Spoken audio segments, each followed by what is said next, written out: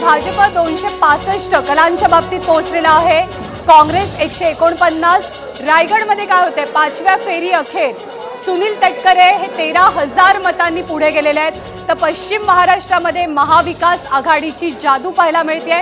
6 जागांवरती महाविकास आघाडीचे उमेदवार पश्चिम महाराष्ट्रात पुढे। त्यामध्ये अत्यंत महत्त्वाची जागा म्हणजे साताऱ्याची जागा, कोल्हापूरची जागा, सांगलीमधनं विशाल पाटलांची आघाडी आहे, पण अर्थात ते अपक्ष आहेत। सोलापूरमधनं प्रणिती शिंदे सुद्धा आपली आघाडी टिकवून आहेत। आणि बारामतीमध्ये अर्थातच रस्सीखेच बघायला मिळते। तर पश्चिम महाराष्ट्रात जसं सांगितलं मविया 6 ठिकाणी आघाडीवर आहे आणि त्यामुळे इकडे एकूण टोटल टॅलीमध्ये काय चित्र आहे तर महायुती 22 आणि महाआघाडी 24। त्यामुळे 22-24 तर तिकडे बारामतीत काटेकी टक्कर सुरू आहे। 343 मतांनी फक्त सुप्रिया सुळे आघाडीवर आहेत। त्यामुळे इकडेही पुन्हा एकदा क्लोज फाईट बघायला मिळते। मगाशी आघाडी मोठी होती सुप्रिया सुळेंची, मात्र आता आघाडी झाली आहे 343 मतांची। त्यामुळे सुप्रिया सुळे सध्याच्या घडीला 343 मतांनी आघाडीवर आहे।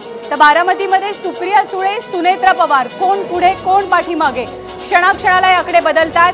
काही हजारांची लीड सुप्रिया सुळेंकडे होती, पण आता सुप्रिया सुळेंकडची लीड ही काही 100 मतांची झालेली आहे। बारामतीमधनं सुप्रिया सुळे या आघाडीवरती असल्या तरी ती आघाडी केवळ 343 मतांची आहे। पंकजा मुंडे दिग्गज उमेदवार भाजपच्या बीडमधनं पंकजा मुंडे पिछाडीवर आहेत। सुधीर मुनगंटीवार पिछाडीवर आहेत। खासदार उदयनराजे भोसले पिछाडीवरती आहेत। या सर्व मतदारसंघांमध्ये महायुती किंवा भाजपला मोठा फटका बसतानाचं चित्र आपल्याला पाहायला मिळतंय। आणि कलांमध्ये महाविकास आघाडीनं महायुतीवरती सरशी केलेली आहे। राज्याचं चित्र महाविकास आघाडी एकूण 24 जागांवरती सध्या आपली आघाडी टिकवून आहे, तर महायुती केवळ 22 जागांवरती आपली आघाडी टिकवून आहे। त्यामुळे महाराष्ट्राचं चित्र हे अत्यंत रंजकदार असणार आहे, हे पहिल्यापासूनच माहीत होतं। 50-50 अशी लढत महाराष्ट्रामध्ये पाहायला मिळते।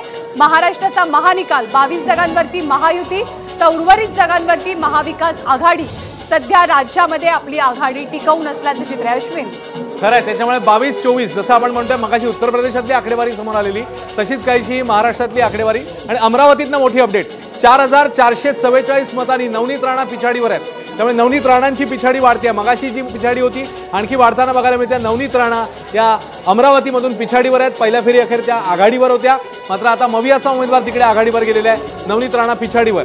अमरावतीतली मोठी अपडेट। बळवंत वानखेड यांनी आपली आघाडी कायम ठेवलेली आहे। नवनीत राणा यांची पिछाडी पाहायला मिळते। नवनीत राणाला जेव्हा तिकीट मिळालं तेव्हा भाजपमध्ये सुद्धा अंतर्गत नाराजी दिसलेली होती।